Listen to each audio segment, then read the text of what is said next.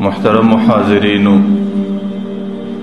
د رمضان المبارک میاشت ډېر د رحمت میاشت ده او د الله تعالی د عبادت میاشت ده او ډېر لوی د عظمت میاشت ده. دې میاشت کې د الله تعالی د طرفه پر انسانانو داسې رحمتونه او برکتونه راځي چې ډېر ځله د انسان عقل او دماغ د هغې د درک او ادراک څخه عاجزه پاتې شي. د دې میاشتې روژې الله تعالی پر انسانانو باندې فرض ګرځولې دي او د دې میاشتې د شپې عبادت الله تعالی د انسانانو دپاره د فضیلت والا عمل ګرځولی دی. الله تعالی د دې فرضیت قرآن کریم کې ذکر کوي، یا ایها الذین آمنوا کتب علیکم الصیام. اے انسانانو، اے ایمان والا انسانانو، اللہ تعالیٰ پر تاسو باندې روژې فرض کړي دي کما کتب علی الذین من قبلکم، لکه څنګه چې د دې روژو فرضیت پر مخکینی قومونو باندې هم ولو. د حضرت آدم علیه السلام څخه سي در دې امت پورې چې څومره قومونه دی الله تعالیٰ پر ټولو باندې روژې فرض کړي وي. د روژې په وخت کې به خود اختلاف و، د روژې په کیفیت و طریقه کې خو به خود اختلاف و، لیکن الله تعالی روژې پر ټولو باندې فرض ګرځولې وي. او د روژې د فرضیت مقصد څه ولو؟ الله تعالی وایي لعلکم تتقون، زما امید دی چې د روژې په خاطر به تاسو تقواداره سئ. چې 11 میاشتې د انسان زندگی آزاد روانه وه، انسان په خوراک کې آزاد و، انسان په نفقه کې آزاد و، انسان په زندگی کې آزاد و، انسان د زندگی په طریقو کې آزاد و. د هغې آزادۍ په خاطر ډېر ځله د انسان صدر حدودو تجاوز کیږي او هغې در حدودو تجاوز کول دا د انسان دپاره یو ممنوع عمل بلل سوی. نو الله تعالی وایي روژې مې د دې دپاره در باندې فرض کړي چې 11 میاشتې کې ستاسو په مزاج چې کم تجاوز راغلی و، په دې 12مه میاشته کې به تاسو د هغه تجاوز سره وګرځئ او د هغې تجاوز سره ګرځېدلو ته تقوا ویل کیږي. نو ځکه قرآن کریم د روژې حکمت دا بیانوي لعلکم تتقون، چې په تاسو کې تقوا پیدا شي. او دا میاشته د الله تعالی د عبادت میاشته ده. علامه منذري غالبا ترغیب و ترهیب کې د حضرت ابو سعید الخدری رضی اللہ عنہ پر روایت باندې یو روایت را نقل کړي چې پیغمبر علیه السلام به وی چې کله پر دې انسانانو باندې دا میاشت راښکاره سي، نو د دې انسانانو د عباداتو دپاره الله تعالی د اسمانو ټولې دروازې خلاص کړي او بیا چې کله د دې میاشتې اخرنۍ ورځ راځي تر هغې پورې الله تعالی د اسمان دروازه نه بندوي. او چې کله د دې میاشتې په شپو کې الله تعالی یو بنده ته د سجدې توفیق ورکړي، هغه د تراویح په شکل، د نفلي عباداتو په شکل، د فرایضو په شکل، د سننو په شکل، نو بیا خو الله تعالی کتب الله بكل سجدة 1500 حسنه، الله تعالی د هرې سجدې په عوض کې هغه بنده ته 1500 نیکۍ ورکوي. او د هرې سجدې په خاطر الله تعالی د هغې بنده دپاره په جنت کې یو محل ټاکي چې هغه د سرو یاقوتو څخه جوړ محل او د هغې محل 80,000 دروازې راځي او په هره دروازه کې الله تعالی د دې بنده دپاره د سرو زرو یو محل جوړ کړی دی، مرصع بالیاقوت، چې هغې په سرو یاقوتو باندې مرصع او ښایسته وي. او چې کله بنده د ورځې روژه ونیسي او د روژه مات پر وخت الله تعالی د ده د تیرې زندګۍ ټول ګناهونه ورمعافوي. او چې د سهاره څخه تر ماښامه پورې د کومه روژه نیولې ده، الله تعالی 80,000 فرشتې پر دې باندې مقررې کړي، هغې د سهاره څخه تر ماښامه پورې د دې بنده دپاره د مغفرت غوښتنه کوي او د دې بنده د ګناه د مغفرت تمنا لري چې الله تعالی د دې بنده ګناه ورمعاف کړي. او د شپې یا د ورځې چې کومه سجده لګوي، پیغمبر علیه السلام وایي د دې په عوض کې الله تعالی په جنت کې یو درخت ورکوي چې د هغې غټوالی او د هغې سایه په دې شکل ده چې 1500 کاله سپور د هغې په سایه کې تګ کولی شي. نو ما درته ویل چې دا د الله تعالی د عبادت میاشته ده او دې میاشته کې الله تعالی بندگانو ته عبادت او د عبادت کولو توفیق ورکوي او الله تعالی د بندگانو عبادت په ډېره لوړه پیمانه باندې ځینې قبلوي. او د روایتو څخه دا معلومیږي چې دې میاشته کې د الله تعالی رحمتونه دې مځکې ته هغې د یو باران په شکل باندې راځي. کم باران چې میده باران راځي دې مځکې ته او همیشه راځي، د هغې باران په شکل د الله تعالی رحمت هم پر دې انسانانو باندې راځي. لکه باران چې مځکې ته راځي هغې چې پر کوم لوښي باندې لګیږي، یو طرف ته هغه لوښی صفا کوي او دویم طرف ته هغه لوښی د باران د اوبو څخه، د صفا اوبو څخه، د خوږو او د خنکو اوبو څخه ډکوي. د هغه رقم په دې میاشته کې د الله تعالی رحمتونه پر انسان باندې راځي چې د هغې رحمتونو په خاطر باندې الله تعالی د انسان د زړو ګناهونه صفا کوي.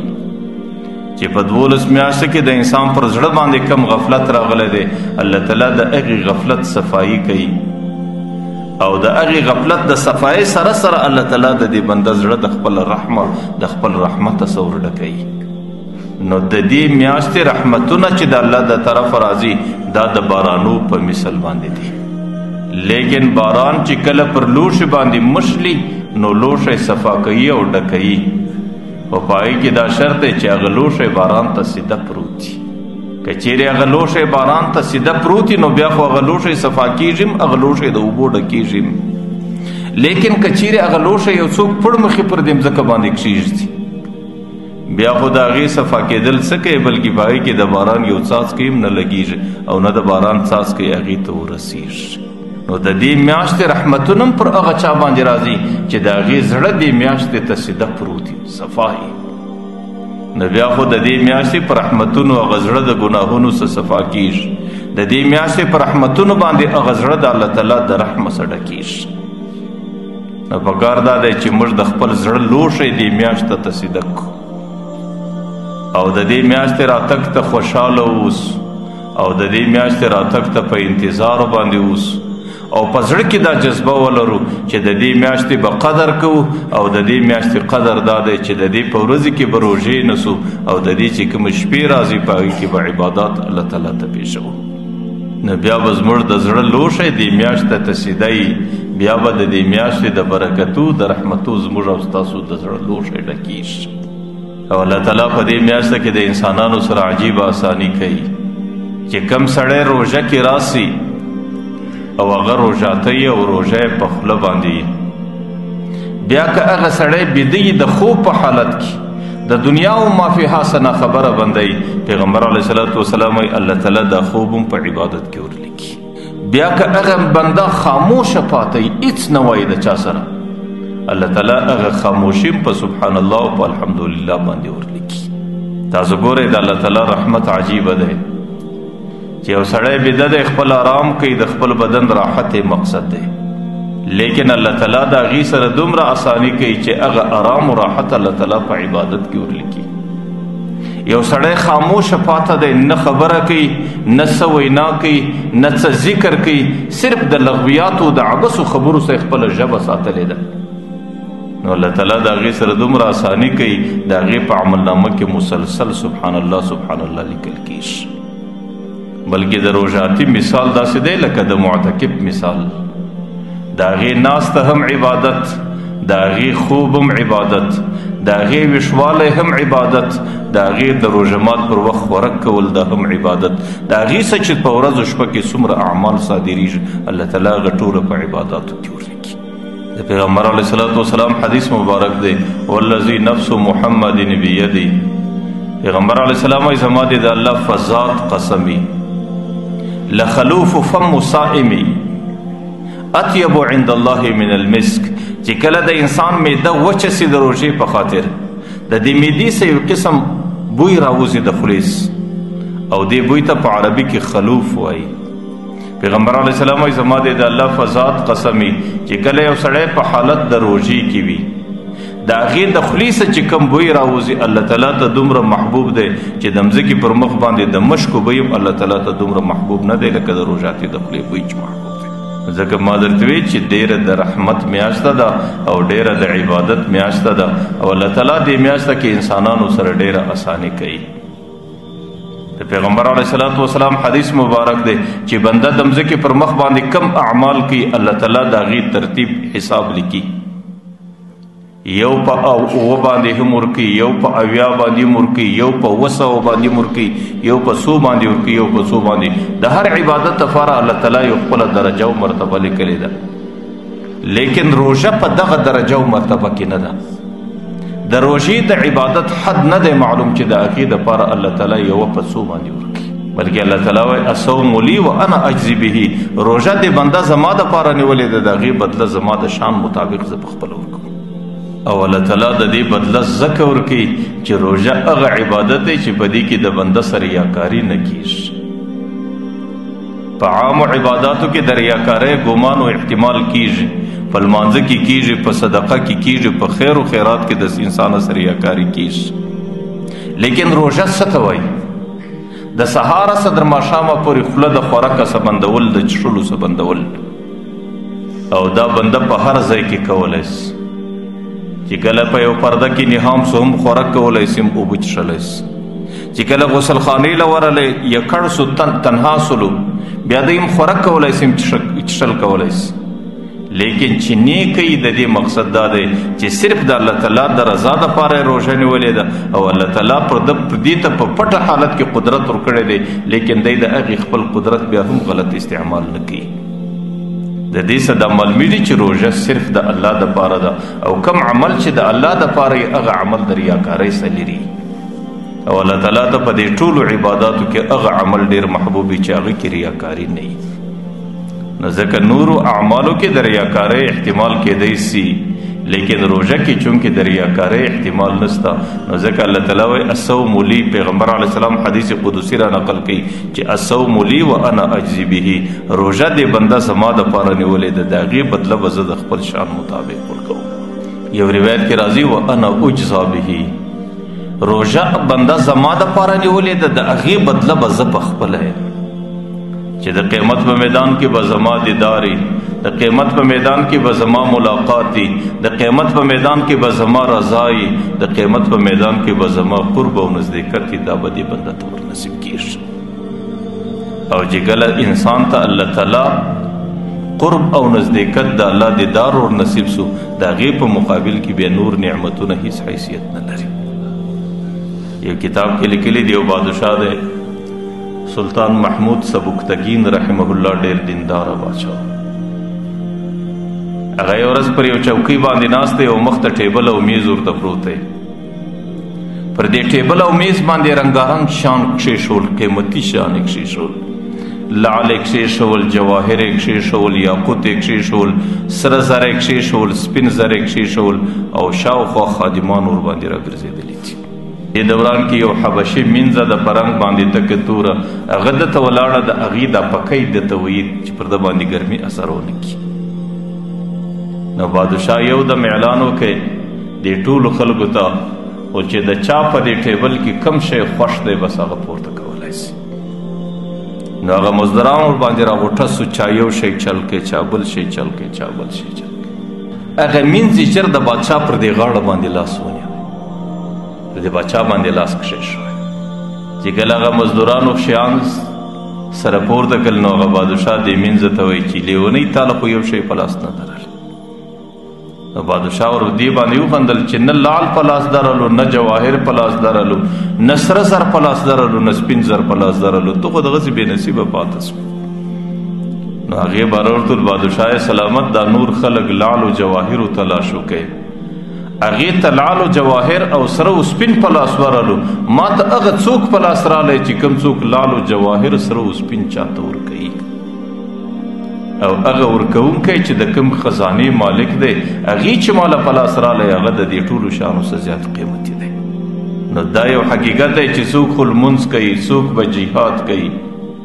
څوک به یو عبادت کوي، څوک به بل عبادت کوي، څوک یې د جنت الفردوس دپاره کوي، څوک یې د جنت المأوا دپاره کوي، څوک یې د جنت العدن دپاره کوي، څوک یې د یو جنت، څوک یې د بل جنت دپاره کوي. لیکن کم څوک چې روژه نسی، د هغې مقصود د الله تعالی ذات دی، او الله تعالی هغه ذات دی چې جنتو ورکوونکی ذات دی. او چې کله جنتو ورکوونکی ذات د سړي خپل سو، بیا جنتونه ټولو د هغه سړي خپل بلل کېږي. نو روژه چې ده هغې داسې عبادت دی. پیغمبر علیه السلام حدیث قدسي را نقل کی چې الله تعالی وایي الصوم لی، روژه خو دې بنده زما دپاره ونیوله وانا اجزا به، زه به د دې روژې په بدله کې د تور کول کېږم. او دا ښکاره خبره ده من کان لله کان الله له، چې کوم څوک یو عمل د الله تعالی د رضا دپاره کوي الله تعالی د هغې بنده خپل جوړېږي. او ما درته ویل چې الله تعالی د هغې بنده خپل سو بیا پر هغه سړي باندې د زندګۍ ټولو مشکلات اسانه دي. نو روژه دا د الله تعالی د رحمت میاشته ده او دا د الله تعالی د برکت میاشته ده. روایت کې راځي چې کله د قیامت میدان راس نو د قیامت عام انسانان هغې د حساب و کتاب په ترتیبو کې په ګرمیو په سختیو کې مستغرق، لیکن الله تعالی د عرش لاندې چې صرف د عرش سایه ده د هغې لاندې یو سترخوان اوار کړي، پر هغې سترخوان باندې د جنت بهترین نعمتونه پراته دي او د جنت پر نعمتو باندې یو څه کسان ناست دي او ټوله د قیامت انسانان به ورته حیران وي چې دا انبیا دي ایا دا شهدا دي ایا دا صالحین دي دا صدیقین دي دا څوک دي دا خلک چې عام انسانان هغه د قیامت په حساب و کتاب کې مستغرق دي، لیکن دی سره الله تعالی د دوی مرسته په داسې بهترین او ښایسته نعمتو باندې کړې ده. نو بیا به هغې د ملایکو څخه پوښتنه کوي چې دغه نیکبخته انسانان څوک دي. نو ملایکې به دوی ته دا معلومات ورکوي چې دا د پیغمبر علیه الصلاة وسلام د امت هغه بندګان دي چې کم چا په دنیا کې روژه نیولې وله، د هغې عوض الله تعالی نن د قیامت په میدان کې د جنت په نعمتو باندې ورکوي. او چې کم څوک د روژه نه ده نیولې یا د روژې څخه کم قومونه بې نصیبه پاته سوي دي نو پر هغې باندې به نن د قیامتو د حساب و کتاب ټولې سختۍ ورباندې تېرېږي. نو مقصود مې دا دی چې روژه دا د الله تعالی د عبادت میاشته ده. په کال 12 میاشتو کې بیا پر سړي باندې داسې بهترین ورځې، داسې د عبادت بهترین سیزن، داسې د عبادت بهترین موسم پر انسان باندې نه راځي لکه دا و چې کوم انسانانو باندې را روانه ده. خو د دې متعلق زه یو دوې درې اهمې خبرې کوم. یوه خبره دا ده چې د عامو انسانانو په دماغو کې دا خبره ده چې د روژې خصوصیت د روژې تقاضا صرف دا ده چې بس د ورځې روژې نسه او د شپې تراویح کوه، د دې سما سوا د روژې نور خصوصیت و مطالبه نسته، نه د روژې نور څه تقاضا سته نه د روژې نور څه غوښتنه سته. زه دا وایم چې بهترینه خبره ده او د ورځې روژه نیول د شپې تراویح کول دا یقینا د دې میاشتې اهم عبادتونه دي، لیکن د روژې غوښتنه د روژې تقاضا صرف د هومره نه ده. روژه د دې سما سوا یو څه نور غوښتنه هم کوي. هغې غوښتنې ته الله تعالی په قرآن کریم کې اشاره کړې ده. الله تعالی قرآن کریم کې وایي وما خلقت الجن والانس الا لیعبدون، چې د مځکې پر مخ باندې څومره انسانان او جنات هغې ټوله ما د عبادت دپاره پیدا کړي. ما اريد منهم من رزق، دا انسانان ما د دې دپاره نه دي پیدا کړي چې دوی تجارت او کاروبار او ګټه کوي. او ما اريد ان يطعمون، د دې دپاره مې هم نه دي پیدا کړي چې د انسانان خوراکونه کوي عیش و عشرت کوي. نو دنیا کې چې انسانیت ته الله تعالی وجود ورکړی دی د هغې مقصد دا دی چې انسانان به د الله تعالی عبادت کوي او الله تعالی دا انسانان پیدا کړي د عبادت دپاره دي. نو بیا خو د دې تقاضا دا ده چې انسان د سهاره صدر ماښامه عبادت کوي او د ماښامه صدر سهاره عبادت کوي، ځکه الله تعالی انسان پیدا کړی د دغه کار دپاره دی. او قرآن کریم کې بل ځای الله تعالی وایي زما د دې بندګانو سره سودا هم سوې ده، ان الله اشترى من المؤمنین انفسهم واموالهم بان لهم الجنه. انسانانو سره زما سودا دا سوې ده، د انسان نفس و مال دا ټوله پر ما خرڅ سوی دی او د دې په عوض کې ما وده ته بهترینه معاوضه ورکړې ده چې هغه جنت دی. دنیا کې د نفس زما دی، دنیا کې د مال زما دی او دا پر ما خرڅ سوی مال دی او د دې سودا زما سره سوې ده او د دې په عوض کې ما ده ته بهترینه معاوضه د جنت ورکړې ده. نو اوس یو طرف ته انسانان الله تعالی پیدا کړي د عبادت لپاره دي او دویم طرف ته د انسانانو سودا هم د الله تعالی سره د جنت په عوض کې سوې ده. نو د دې خبرو تقاضا خو دا ده چې انسان ټوله ورځ ټوله شپه هر سهار هر ماښام بغیر د عبادت څخه بل څه نه وکړي چې الله تعالی د کوم کار دپاره پیدا کړی دی د زندګي په هغه کې تېروي. که چیرې الله تعالی د انسان باندې دا فیصله کښېږدي چې د ماخستنه صدر سهاره پورې به ته په سجده کې پروت یې، بل کار به نه کوې، او د سهاره صدر ماخستنه پورې به ته په عبادت کې لګیا یې او د دې سما سوا به بل کار نه کوې. لا انسان دا نسی ویلی چې دا د الله تعالی د طرفه د انصاف خلاف فیصله ده، بلکې دا عین د انصاف فیصله ده، ځکه الله تعالی انسان پیدا کړی د دغه عبادت لپاره دی او الله تعالی انسان رانیولی د دغه عبادت لپاره دی او د دې رانیولو د دې عبادت په مقابل کې الله تعالی جنت ورته ټاکلی دی چې ستا به جنت دی. لیکن الله تعالی ډېر بهترین او ډېر رحیم ذات دی چې هغې د انسانانو خریداري او پیدایش د عبادت لپاره کړی دی، لیکن د دې سره سره یې برته د دې سودا سه وروسته انسان ته ازادي ورکړې ده. ای انسانه ما خو پیدا د عبادت لپاره کې، ای انسانه ما رانیولی د عبادت لپاره کې او د دې سودا جنت مې درکړی دی، لیکن الله تعالی ورته انسانه زما د طرفه ازادي ده. لکه یو څوک چې د چا څه شی رانسي ورته ګورئ ما در سره رانیوی شی زما دی او د دې پوره عوض در کوم، لیکن ورڅه خپله خواري په کار را، خپل کور په ساته، خپل بچان په چلوه. نو الله تعالی انسان ته وایي چې انسانه ما خو پیدا کړی یم د عبادت لپاره او ما رانیولی سودا مې هم کړې د عبادت لپاره ده، لیکن ورڅه زما د طرفه تا ته ازادي ده. خپل کور جوړ کا، خپل تجارت وچلوه، خپل دکانداری وکړه، خپل مزدوری وچلوه او خپل بچان پیدا کا او خپل نکاح وکړه او د خپل کور زندگی و نظام جوړ کړه. نو الله تعالی انسان ته برته ازادي ورکړي، لیکن د دې سره سره الله تعالی یو څو شرطونه ورباندې کښېږدي، وایي ستا بدن زما دی، ستا زندگی زما د ما رانیولې ده، لیکن زما د طرفه یو شرط دی، هغه دا دی چې 5 وخته به لمونځ زما دپاره کوې او یو څو غټې ګناوې ورښیي، د دې ګناو څه به ځان راګرځئ، نور زما د طرفه ازادي ده چې په کوم ځای کې خوشحاله یې په هغه ځای کې زندګي تېره کړه. لیکن الله تعالی ډېر حکیم ذات دی، الله تعالی ډېر د حکمت والا ذات دی. الله تعالی په علم کې دا سته چې انسان ډېر ظالم او جاهل مخلوق دی، چې کله زه ده ته ازادي ورکم او زه دی نه راګرځوم نو بیا خو د ده زما سره هغه سودا هم د دماغه ووځي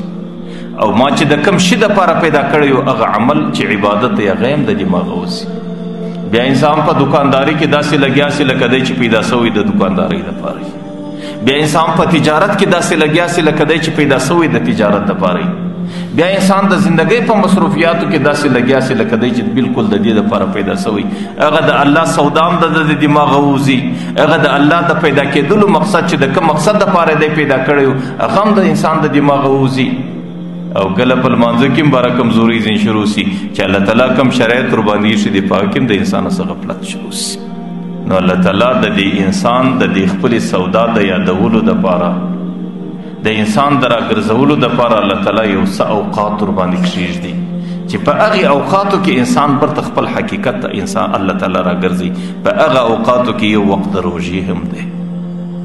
چې انسانه 11 میاشتې خو تا آزاد زندګي تېره کړه،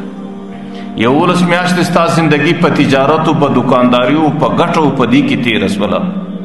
لیکن 2مه میاشته به ته صرف عبادت ته راګرځې چې د کوم مقصد دپاره ما ته پیدا کړی وې، 2مه میاشته به هغه مقصد دی چې د کومې شي دپاره سودا ما در سره کړې وله او د کوم څه دپاره ما ستا نفس و مال ځان ته رانیولي وو، نو 12مه میاشته به ته هغې ته راګرځې چې په 11 میاشته کې ستا پر دماغ څومره غفلت راغلی و دا میاشته به هغه غفلت لرې کوې، چې په 11 میاشته کې ستا په دماغ کې څومره خیره راغلی وله هغه خیره به په دې میاشته کې لرې کوې، بلکې دا ورځې به عبادت ته راګرځئ او د عبادت په خاطر باندې چې په 11 میاشته کې کومه ګناه در څه سوې وه هغه ګناه به د عملنامې څه لرې کوې. ځکه پیغمبر علیه الصلاة والسلام حدیث دی چې زما پر امت باندې چې کومه روژه راسي، زما په امت کې هلاکت و تباهي د هغه چا دپاره ده چې پر هغې باندې د روژې میاشته تېره سي او 11 میاشتې چې د ده څه کومه ګناه سوې و دی په هغې 12مه میاشته کې هغه ګناه د خپلې عملنامې څه صفا نه کړي. 11 میاشتې کې چې د ده په دماغ کې کم غفلت و خیره پیدا سوې وله او د دې روژې مبارکې په میاشته کې هغه غفلت او خیره دی د دماغه څه لرې نه کړي. پیغمبر علیه السلام وایي زما په امت کې هلاکت و تباهي د هغه چا دپاره. نو د روژې مقصد دا دی چې 11 میاشتې چې کم غفلت راغلی دی، 11 میاشتې چې ته د الله د وعدې سره څومره مخالفت دې کړی دی، 11 میاشتې چې ستا د خپل پیدایش کم مقصد و هغه ستا څه هېر سوی دی. په دې 12مه میاشته کې دا ټولې خبرې په دماغ کې تازه کول او دا 12مه میاشته په عبادت کې تېرول. تاسو ګورئ دې میاشته ته په عربي کې رمضان وایي. رمضان عربي لفظ دی د رمز څه دی. رمز څه ته وایي؟ د رمز په عربي کې ډېرې زیاتې معناګانې دي، لیکن د دې یوه مشهوره معنا دا د رمز وزلو ته ویل کېږي. نو علماو دا لیکلي دي چې دې میاشته ته ځکه رمضان وایي چې په دې میاشته کې به سړی دا میاشته چې ابتدا کې راله دا داسې سوځونکې میاشته وه چې په ډېرو سختو ګرمیو کې پر پیغمبر علیه السلام پرد سوې ده. نو په دې وجه باندې دې ته رمضان معنا سوځونکې میاشت. لیکن نور ډېرو علماو بیا دا لیکلي دي چې دې میاشته ته رمضان په دې وجه چې رمز معنا سوځل او په دې میاشته کې چې څومره ګناه د انسان په زندګي کې راغلی دغه ګناه به سړی سوځي. 11 میاشتې چې څومره خیره راغلی د هغه به لرې کوي. 11 میاشتې چې په زندګي کې څومره ګناه درڅه سوې دغه ګناه به لرې کوي. نو ځکه د دې میاشتې تقاضا صرف دا نه ده چې بس د ورځې روژه ونیسه او د شپې تراویح کوه بس تا ذمه فارغه ده. زه دا منم چې دا د دې میاشتې بهترین عبادات د ورځې روژه نیول د شپې تراویح کول. لیکن د دې میاشتې یو څه نورو مطالبه د انسانانو څه دا ده، هغه دا ده چې کم سے کم 11 میاشتې په غفلت کې تېرې سوې، په کاروبار او تجارت کې تېرې سوې، دا یوه میاشته په عبادت کې پې تېرول لکه څنګه چې الله تعالی بنده د عبادت دپاره پیدا کړی دی. نو ټوله ورځ په عبادت کې تېرول او شپه په عبادت کې تېرول او سهار په عبادت کې تېرول او ماښام په عبادت کې تېرول. لیکن کچیرې د انسان زندگی انسان ته دا اجازت نسی ورکولی، د انسان ضروریات د انسان مصروفیات دي، بیا خو د ورځې اکثره حصه په عبادت کې تېرول. او که د ورځې اکثره حصه هم سړی په عبادت کې نسی تېرولی، بیا کم سے کم داسې نظم ځان له جوړول چې د نور 11 میاشتو څخه د انسان د عبادت فرق وسي. چې نور 11 میاشتې کې زه تلاوت نه ور فارغه، په دې میاشت کې به تلاوت کوم. نور 11 میاشتې ما د شپې د تهجد لمونځ نسو کولی او په دې میاشت کې به زه د تهجد لمونځ کوم. او نور 11 میاشتې ما د خپلې زندګۍ حفاظت او کنټرول نسو کولی، نه مې سترګې محفوظه وې، نه مې ژبه محفوظه وه، نه مې غوږونه محفوظه وو. کم سے کم په دې یوه میاشته کې چې د روژې مبارکه میاشته ده زه به د دې شانو حفاظت کوم. په دې خاطر د دې میاشتې تقاضا دا ده چې کم سے کم د انسان چې د کم مقصد دپاره پیدا سوی و دا یوه میاشته په هغه مقصد کې تېرول، په عبادت کې تېرول. لیکن انسان چې کله زموږ معاشرې ته ګوري، زموږ معاشره کې خو زه دا خبره ښکاره کولی سم چې د دغه عبادتو سه، د دغه تلاوتو سه، د دې تهجد د لمنځو سه مخکې یو قدم دی، یعنی بالکل باقاعده سړی د هغې خبرې اهتمام کول. هغه دا ده چې 11 میاشتې چې څنګه تېرې سوې هغسې تېرې سوې، دا 12مه میاشته کم سے کم د ګناهو څه محفوظه کول. بس که یو سړی دا 12مه میاشته د ګناهو څه په حفاظت کې تېرې کړي، د خپل سترګه د ګناه څخه محفوظه کړي، د خپل ژبه د ګناه څخه محفوظه کړي، د خپل غوږونه د ګناه څخه محفوظه کړي، د خپل بدن اندامونه د ګناه څخه محفوظه کړي. بیا که په ټوله میاشته کې یوه رکوع تلاوت نه وکړي، په ټوله میاشته کې یو رکعت د تهجدو د نفل المنځ نه وکړي،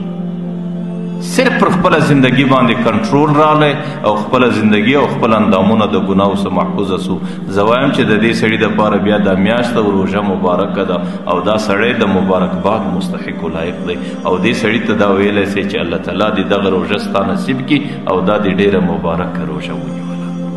چې 11 میاشتې چې سترګې ازادې وې نو 12مه میاشته کې دې سترګو ته چله ورچول.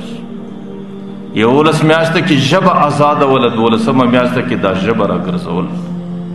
او 11 میاشته کې غوږو کې ازادي وه او په دې اندامو کې ازادي وله، د دې ټولو حفاظت کول او دا ټول د ګناه سره کنټرولول. دا د عبادت سم مخکې دي، دا د تلاوت سم مخکې دي، دا د نفلي لمنځو سم مخکې دي او دا د نفلي عبادتو سم مخکې دي.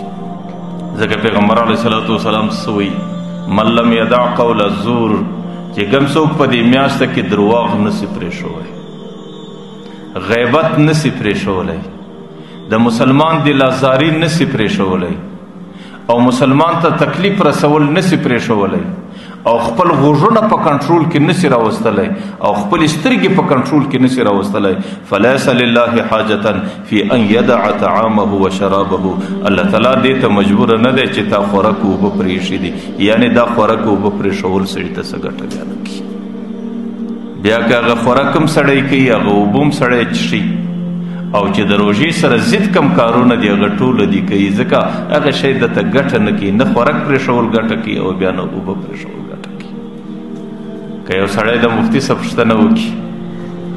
چې مفتي صاحب ما خو روژه هم نیولې وه او خوراک مې او درواغ مې وویل، روژه مې هم نیولې وه او غیبت مې وکړې، او روژه مې هم نیولې وه لیکن د ژبې ګناهونه ټول راسه اوس. نو ما درته ویل مفتي خو به بیا دا خبره ورته کوي چې ټیک ده د روژې څه د ذمه فارغه ده، لیکن په روژه کې چې کم برکت الله تعالی ایښی و،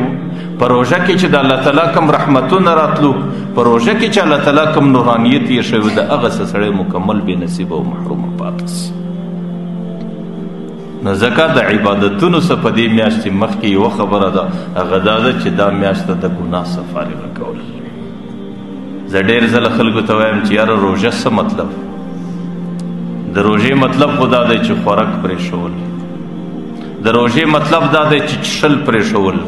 د روژې مطلب دا دی چې په خپل کور کې د خپلې زنانې سره الفت او نزدېکت پرېښول. لیکن زه دا ښکاره خبره کوم دا ټول حلال کارونه دي. خوراک حلال کار دی، اوبه څښل دا حلال کار دی، او د خپلې زنانې سره نزدېکت او جما کول دا حلال عمل دی. لیکن ما ته حلال پرېږدو، په روژه کې ټوله ورځ د سترګو په زنا باندې اخته یي، ټلیفون مخ ته نیولی دی، په هغې کې د فیسبوک ډرامې دي، په هغې کې غلط تصویرونه دي، په هغې کې فحش ترتیبونه دي، او په هغې کې ډرامې او په هغې کې هغه عبثیات کتل. نو سترګه د سهاره څه په زنا کې لګیا ده تر مازدیګره پورې، او دا ناروا کار دی، روا دې پرېښوئ په ناروا کې لګیا. او ژبه ټوله ورځ په غیبت کې لګیا ده، او ژبه ټوله ورځ په بهتان کې لګیا ده، او ژبه په داسې خبرو کې لګیا ده چې د هغې په خاطر باندې پر انسان باندې د الله تعالی لعنت راوري. نو ټوله ورځ په لعنت کې مبتلا دی. او غوږونه دې په حفاظت کې نه دي، او د بدن ټول اندامونه دې په حفاظت کې نه دي. زه دا وایم چې هغه حلال کارونه دي هغې موږ پرېښي دي او په حرامو کې لګیا یو، او د هغې باوجود د خپلو عملو ته بیا د روژې نه ورکوو. او پیغمبر علیه صلات وسلام وایي کم من صائم لیس من صیامه الا ظمآ. ډېر روژاتیان غریبان دا دي چې د هغې دپاره د تندې بغیر نور یو شی ورپاته نشي، صرف د ورځې تند ورباندې تېره سول، وږه ورباندې تېره سوله، ځکه د خوله بنده کړې وي، نه یې خوراک کوئ نه یې څښل کول. لیکن نور ټوله ورځ د سترګو په زنا اخته دی، نور ټوله ورځ د ژبې په ګناه اخته دی، نور ټوله ورځ د غوږونو په ګناه اخته دی، او نور ټوله ورځ په زندګي په ګناهونو کې تېرېږي. نو بیا د هغې غریب دپاره د دې روژې نیولو په خاطر د تندې بغیر بله یوه ګټه نشته. د دې دا معنا چې دا روژه د الله تعالی په دربار کې د یو بېشته قدر نه لري. او وکم من صائم وکم من قائم لیس من قیامه الا السحر. ډېر خلک د شپې تراویح کوي، لیکن د هغې باوجود شپه بیا ټوله په چکو په میلو کې تېره کړي، او شپه ټوله په ګناو په کرمبوړو کې تېره کړي. هغې په دې خاطر باندې چې بیا د ورځ ټوله په خوب کې تېره سي، د روژه پر ځان باندې لنډوي. ځان بیا خو پیغمبر علیه صلات وسلام وایي چې دې غریب ته د تراویح په کولو کې د بدخوابۍ بغیر بل شی نه صرفات، صرف بدخوابي ور باندې تېره سوله او هغه پر ځان باندې تکلیف تېر کړي، لیکن دغه بدخوابي د الله تعالی په حضور کې د الله په دربار کې د یو بېشته قدر نه لري. ځکه زه ډېره خبره دا کوم چې نفلونه او نفلي عبادات او تلاوتونه او ذکرونه د هغې څه مخکې یو قدم زموږ په معاشره کې ضروري دی، هغه دا دی چې په دې میاشته کې د ګناهو څخه د خپل ځان حفاظت کول، خپل سترګه محفوظول، او خپل غوږونه محفوظول، او خپل ژبه په حفاظت کې ساتل، او د خپل بدن ترتیب او نظم داسې جوړول چې سړی د ګناه د ځای څخه محفوظوي. بیا دا روژه مبارکه روژه ده. او دویمه ضروري خبره هغه دا ده چې دې میاشته کې کم از کم د ځان دپاره حلال نفقه پیدا کوله، چې کومه ګوله باندې د انسان روژه مات کیږي او پر کومه ګوله باندې د انسان فیصله‌مۍ دی، چې په کومه ګوله باندې د انسان د بچانو روژه مات دی او چې په کومه ګوله باندې د انسان د بچانو فیصله‌مۍ دی. دا ګوله چې دې راپورته که دې ګوله ته لږ وګوره، دی فکر کې وکړه چې دا څنګه وګټل سو، په کم تجارت و کاروبار باندې ما وګټله، په هغې کې خو به ما درواغ نه ویلي، په هغې کې خو به ما چا ته دوکه نه ورکړې، په هغې کې خو به ما د چا سره خیانت په هغې کې خو به ما د چا سره خیانت او دوکه نه یې کړې. که چیرې د دې ټولو حالاتو څخه دا ګوله صفا وله، بیا په هغې باندې خپل روژه مات وکړه، په هغې باندې خپل فیصله‌مۍ وکړه. لکه څنګه چې د ګټلو فکر کوي چې یاره ما څنګه وګټله، د هغه رقم دا فکر وکړه چې دا په کومو اوبو باندې خیشته سوله او دا ګوله په کومو بوټو باندې پخه سوله، او که چیرې خدا نخواسته هغه حرام وي، ګډوډه یې مشتبه یي، ما درته ویل بیا خو د دې روژې ډېره ګټه نه وي، ځکه پیغمبر علیه صلات وسلام وایي چې یوه ګوله حرامه سړی خوري تر 40 ورځو پورې الله تعالی د هغې لمونځ روژه نه قبلوي. نو دویمه ضروري خبره دا ده چې د خپل ځان دپاره د حلالې نفقې بندوبست کول. پیغمبر علیه صلات وسلام وایي ان لله ملک علی بیت المقدس، الله تعالی یو ملائکه پر بیت المقدس مقرره کړې ده، ینادي فی کل یوم 5 مرات، 5 واره پر دې ټولو انسانانو باندې آواز کوي، الا من کان اکله حراما، ای خلکو چې د چا نفقه حرامه ای، لا يقبل الله عدلا ولا صرفا، نه الله فرضي عبادت قبلی نه نفلی عبادت قبلی، ما لم يخرج ذلك الحرام من بیتی، چې د رسو پورې د حرام سړی د خپل کور نه وباسي، فإذ مات على ذلك فأنا بريء منه، که پر دغه حرام تجارت، پر دغه حرام کاروبار، پر دغه حرام نفقه باندې دله مرګ رالی، پیغمبر علیه السلام وایي زه د دې بنده څه بېزار یم.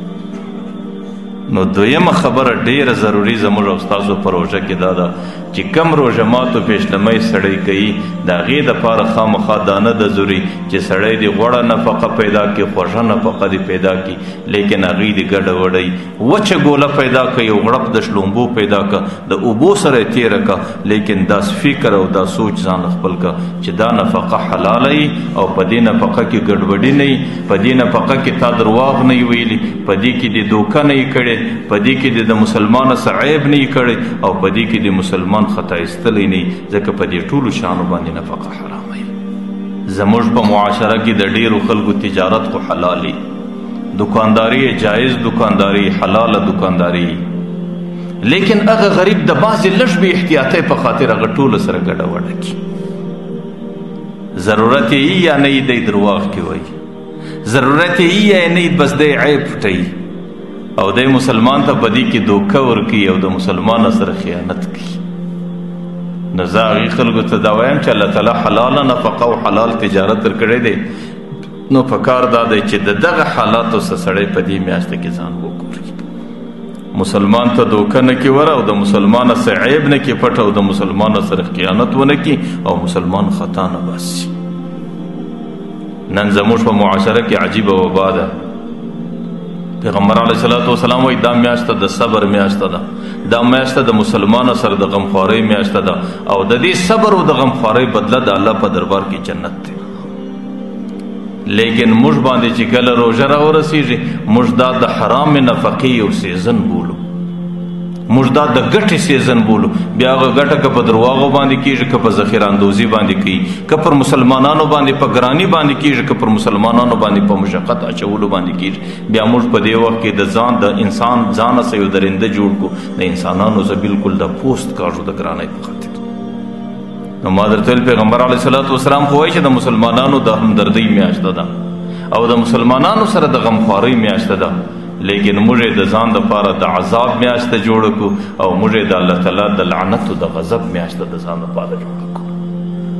نو ځکه دې میاشته کې د مسلمانانو سره اساني کول او د مسلمانانو د ضروریاتو خیال ساتل، او پر مسلمانانو باندې بې ځایه ګراني نه جوړول، او په داسې شي کې چې د هغې په خاطر پر مسلمانانو باندې مشقت راځي، په هغې کې د ځان د طرفه ذخیره اندوزي نه کول. زکات دا ټولې حرامیږي. او ما درته ویل دویمه مسله دا ده چې د انسان دپاره د ټولو څه ضروري عمل دا دی چې په دې میاشته کې د ځان دپاره حلال نفقه پیدا کړي. او بعض حکیم الامت حضرت اشرف علي تانوي رحمت الله علیه لیکلی دي چې د بعض خلکو نفقه بالکل حرام وي. هغه د یو داسې ادارې نوکر دی چې هغه ټولو په سود باندې چلیږي. د هغې د سره صدر پایه پورې چې کم کاروبار دی هغه ټوله د رشوت دی. د هغې د سره صدر پایه پورې چې کم کاروبار دی هغه ټولو په سودو په دې نظام چلیږي. نو بیا زموږ په دین کې د هغې دپاره هم لار نه ده بنده.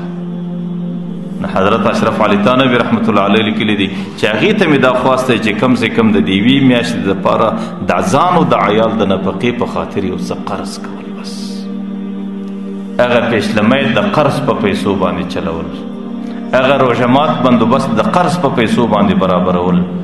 صحیح خبره ده که څه د روژې څه میاشتې ستا وروسته ستا سره نورې پیسې نشته، برته هغه قرض په د حرامو ادا کوي کې په هر څو پیسو باندې ادا کوي، خو کم سے کم په دې میاشته کې د خپله نفقه هغه د دې قرض په پیسو باندې وکړه. دا هم د دې نفقې د حرامې نفقې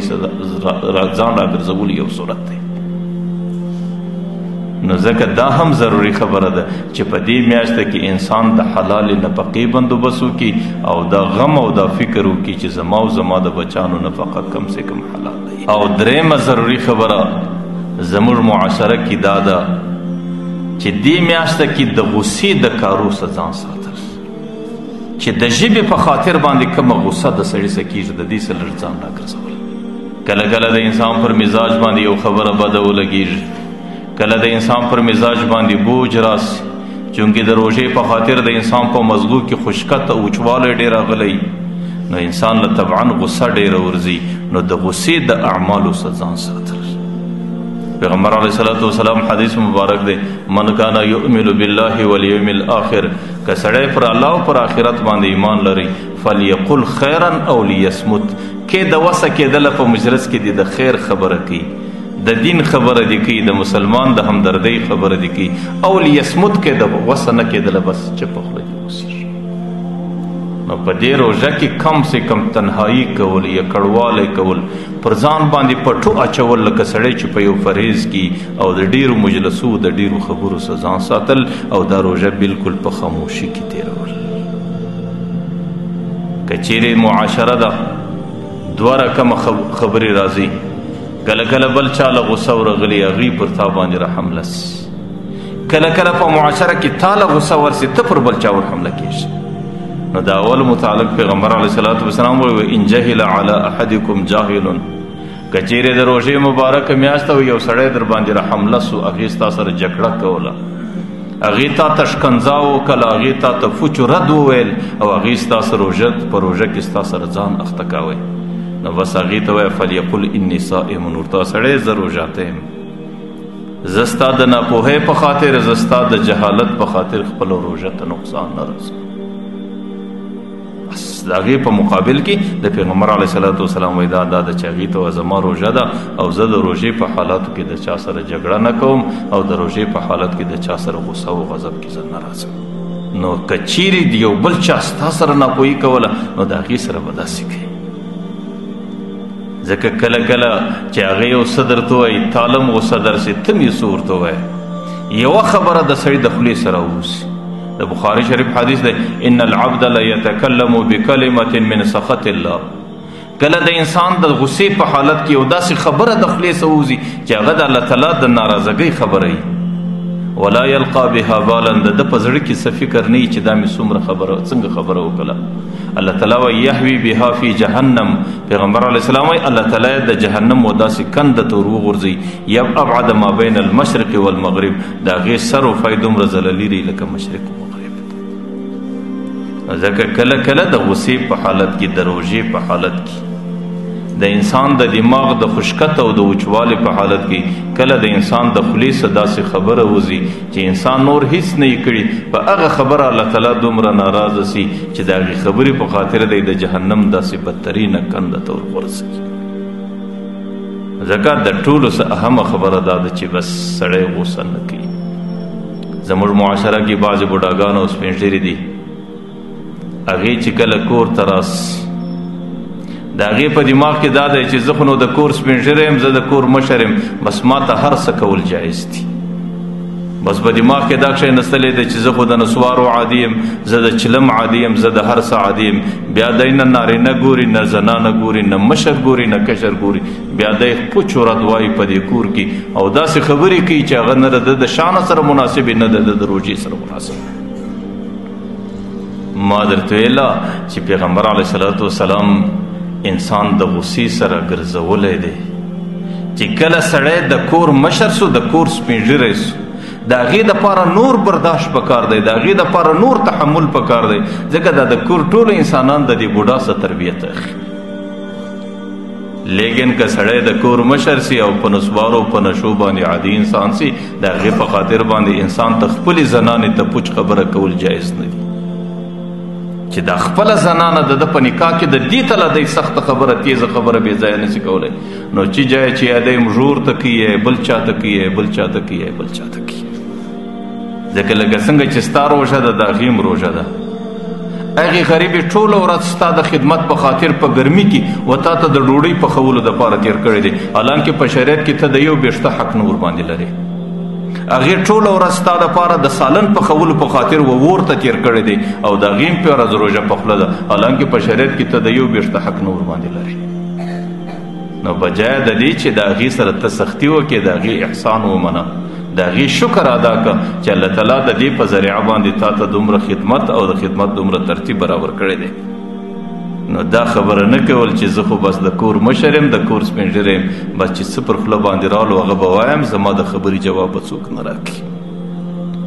پیغمبر علیه صلات وسلام د بیت الله په حرم کې روان دی، په طواف کې روان دی.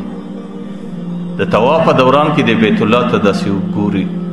ورته ودرېدی، ورته ما اطیبک، ای بیت الله، الله څومره خوشبویه پیدا کړي، او ما احسنک، الله څومره ښایسته پیدا کړي، او ما اعظم قدرک، الله تعالی څومره عزت در کړی دی. لیکن په آخر کې وایي والذي نفسي بيدي، زما د الله فذات قسمي، لحرمة المؤمن اعظم منک، چې مؤمن ته الله تعالی څومره حرمت او احترام او عزت ور کړی دی هغه ستا څخه ډېر زیات دی. د مؤمنه ثمرات صرف نارینه نه دی، د مؤمنه ثمرات ستا په کور کې ستا زنانه هم ده،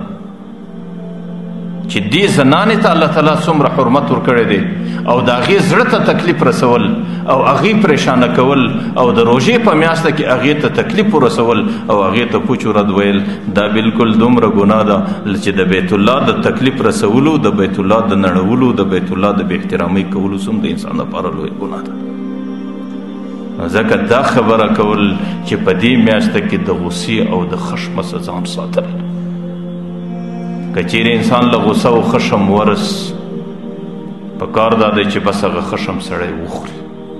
هغه تریخ غړپ دی به سړی تیر کړي. پیغمبر علیه صلات وسلام وایي ما من جرعة احب الی الله، الله تعالی ته په ټوله دنیا کې یو غړپ ډېر خوږ دی، ډېر محبوب دی. جرعة غیظ قزمها رجل، چې کله یو سړي له خشم ورسي هغې خشم بس دغې ستونی ورباندې کښېږدي، هغه خشم تیر کړي، هغه خشم ختم کړي. دغه غړپ چې بنده در دې ستونی تیر کړي دا د ټولو غړپونو څخه محبوب او خوش غړپ دی الله تعالی ته. الله تعالی ته په ټولو غړپونو کې بل داسې خوش غړپ نشته. که چیرې انسان له بالفرض خشم ورسي، غصه ورسي، نو دا د جهنم د اور لمبه ده د انسان په مزاج کې. پیغمبر علیه السلام وایي تاسو سترګو ته ګورئ، دغه سړي سترګې سرې سي، تاسو د هغې مخ ته ګورئ، په دې مخ کې د سروالي اثر ښکاره سي. نو په دې وخت کې بیا د پیغمبر علیه السلام تعلیم دا دی که ولاړ دی، که خشم سړی پورته بیایي دا د جهنم لمبه د سړی پورته خېږي، که حالت د ولاړې بس کښېدي ني، او که حالت د ناستې کې دله غوسه ورله بس پرېږدي وسي، او که ډېر په دې باندې هم د انسان خشم نه کېږي بیا خو دا د جهنم لمبه ده، د دې سړېدل د یخو اوبو په اوداسه باندې کېږي، بس دستي دې ورسي په یخو اوبو باندې اودس وکړي چې کومه غوسه او خشم د ده په مزاج کې د الله تعالی به یې لرې کوي. او ما درته ویل پیغمبر علیه صلات وسلام وایي من کظم غیظا، یو سړي له خشم ورلی، پر زنانه ورلی، پر داسې چا ورلی چې دی خپل خشم پر کښلی سي. من کظم غیظا وهو قادر علی انفاذه، یو سړي له غصه ورله دی پر دې قادر دی چې هغه کښلی سي دا غصه، لیکن د هغې باوجود یې بیا هم نه وکاږي او دا خشم تیرې کړي او د دې خشم برداشت وکړي او پر دې باندې صبر وکړي، نو ملأ الله قلبه امنا و ایمانا، الله تعالی به په زړه کې ایمان پیدا کړي، الله تعالی به په زړه کې امن او سکون پیدا کړي، او داسې ایمان به دته الله تعالی ور نصیب کړي چې د هغې حلاوت و خوند به دی په دې خپل بدن کې محسوسوي، په دې خپل زړه په دې خپل دماغ کې به د هغه ایمان خوند دی محسوسوي. او دویم الله تعالی به ودع الله علی رؤوس الخلائق، چې کله د قیامت میدان راسي الله تعالی به د قیامت د میدان پر ټولو صفو باندې راواړي. د قیامت میدان کې د الله تعالی پر عرش باندې 140 صفه راګرځېدلي دي انسانان، په هغې کې 80 صفه د دې امت انسانان دي او 40 صفه د نورو قومونو انسانان دي. الله تعالی به دې ټولو صفونو کې د نوم اخلي چې پلانکی د پلانکي زوی، چې کله دی د هغې جواب وله ورکړي نو الله تعالی به ملایکو ته وایي چې سربیرې پر دې ټولو صفو باندې راواړوئ، نو بیا به الله تعالی پر ټولو صفو باندې را اړوي، د خپل عرش و مخ ته به یې دروي، ویختارو فی ای حور شاء، الله تعالی ورته وایي په هغه ورځ چې د هغه خشم وخواړی هغه د جنت د حورې مهر دی، ورسه د جنت په کومو حورو کې وګرځه چې کومه حوره دې خوښه ده هغه ستا په نصیب ده. بس نو زه دا درته وایم چې یو د دې دپاره چې دا میاشته د دې ضروري اعمال دا دی چې دې میاشته کې ګناه نه کول، خپل ټلیفون بندول، د ځان د ضرورت دپاره کوچنی ټلیفون راخیستل، او چې په کومو مجلسو په کومو ترتیبو کې سړی راغلی د هغه مجلسو ترتیبو څخه ځان راګرځول، او چې په کومو محفلو کې سړی د ګناه سره مخامخ کیږي د هغې محفلو څخه په دې میاشته کې پرهیز کول. د ټولو څه اهم عمل د دې میاشتې دا دی چې دغه یوه میاشته د ګناهو څخه له غړه تېرول. او دویمه ضروري عمل دا دی چې دې میاشته کې د ځان دپاره د حلالې نفقې بندوبست کول. او دریم ضروري عمل دا دی چې دې میاشته کې د خپله ژبه ته جلو راچول، که د خیر خبره وله د خیر مجلسو هغې له ورځه په هغې کې شرکت کوه، او د خیر خبره او د خیر مجلس نه ذکر لا مه کوه، بس چپه خوله اوسېږه، او چې کله ته چپه خوله اوسېږې الله تعالی دا چپه خوله په ذکر کې د شماري. نو میاشته ډیره مبارکه میاشته ده او د نیکو اعمالو یو سیزن دی چې پر موږ او تاسو باندې را رسېدلی دی، او پیغمبر علیه الصلاة والسلام دا د انسانیت د ګناه د رژولو دپاره یو بهترینه موقع ګرځولې ده، او پیغمبر علیه الصلاة والسلام هغه امتي ته شرح کړې ده چې پر هغې باندې د روژې میاشته راسي او پر ده باندې تېره سي او دی د 11 میاشتو ګناه په دې کې نه ورژوي، ځکه دې میاشته کې توبه کښل او د الله تعالی سره صلح کول او د دې میاشتې ورځې او شپې په عباداتو کې تېرول. الله تعالی دې دا څو خبرې قبول کړي. واخر